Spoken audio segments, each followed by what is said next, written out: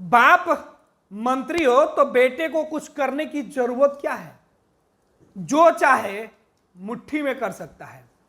लेकिन बात हम कर रहे हैं देश के अंदर बेरोजगारी और नौजवानों की मजबूरी की, जो पिता के पहचान से अलग अपनी पहचान बनाना चाहते हैं, वो किस कदर मजबूर हैं। अच्छी शिक्षा के बावजूद चपरासी बनना भी चाहते हैं। देश भर के किसी भी संस्थान में वैकेंसी निकल जाए, फॉर्म भरने वाले ये नहीं देखते हैं कि पोस्ट कौन सा है। चपरासी के पोस्ट पर पीएचडी करने वाले भी फॉर्म भर देते हैं। दरअसल झारखंड की बात कर रहे हैं। झारखंड सरकार यह दावे जरूर कर ले कि उनके शासन में, हेमंत सोरेन की शासन में, उनकी सरकार जब से बनी है, नौजवानों के हित में कई अहम फैसले हुए हैं। लेकिन हेमंत सोरेन सरकार के लिए, उनके लिए यह सबसे बड़ा तमाचा है, ये करारा जवाब है कि झारखंड में आज भी नौजवानों के पास बेहतर नौकरी नहीं है। तभी तो बड़े बड़े परिवार के बच्चे भी अपनी पहचान बनाने के लिए, चपरासी की नौकरी करने के लिए भी बेचैन रहते हैं। चपरासी की नौकरी करने के लिए वो तमाम रुतबा, सुख सुविधा छोड़ देते हैं। दरअसल झारखंड के चतरा जिले में सेशन कोर्ट में कुछ वैकेंसी निकली थी। यह वैकेंसी अलग अलग पोस्ट के लिए थी, जिसमें चपरासी से लेकर नाइट गार्ड और दरबान तक की थी, ड्राइवर तक की थी।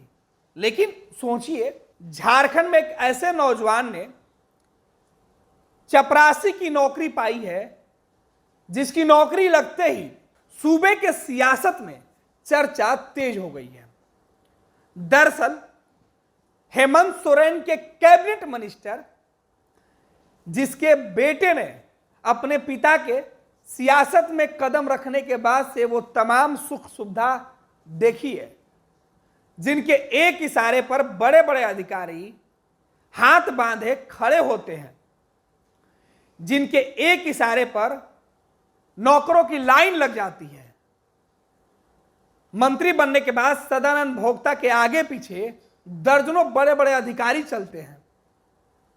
लेकिन अब सोचिए, उसी मंत्री के बेटे चपरासी बनकर अपने साहब के आदेश का वो हुक्म बजाएंगे, आदेशपाल बनेंगे, उनके एक इशारे पर कुर्सी और टेबल साफ करेंगे, चाय की प्याली लाएंगे, दरवाजे खोलेंगे।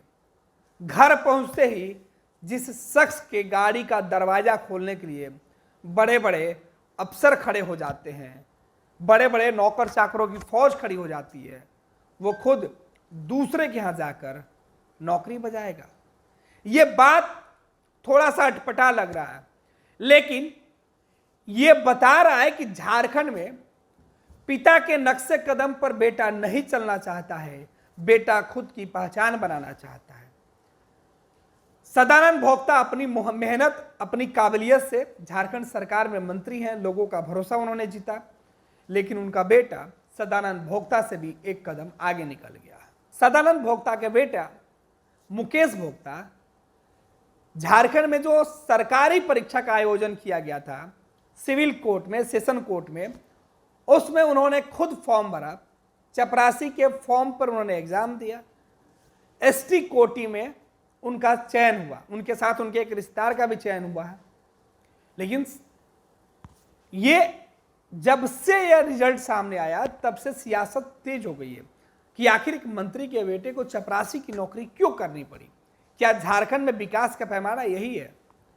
हेमंत सोरेन के लिए शायद ये दो तरह के खबरें हैं। एक, हेमंत सरकार के तमाम दावों की पोल खोलने वाली ये तस्वीरें हैं, ये रिजल्ट है।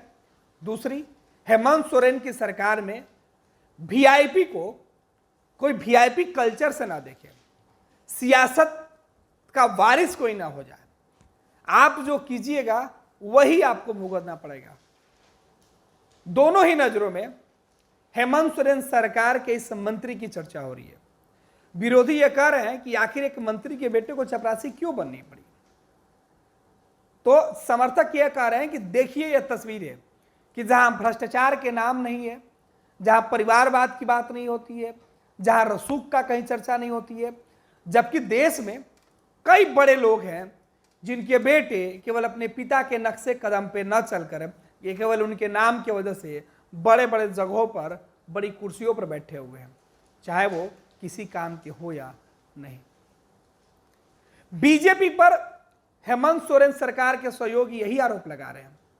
हालांकि इस पूरे मामले पर मुकेश का जो रिजल्ट सामने आया, इस पर सदानंद भोक्ता की अब तक कोई प्रतिक्रिया नहीं आई है।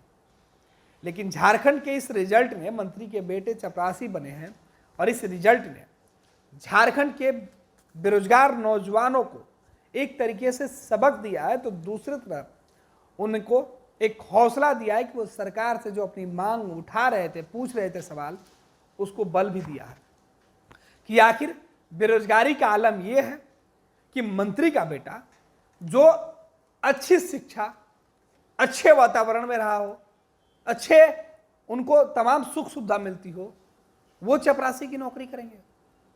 सवाल यह भी है कि क्या सच में सदानंद भोक्ते के बेटे मुकेश भोक्ता चपरासी की नौकरी कर पाएंगे?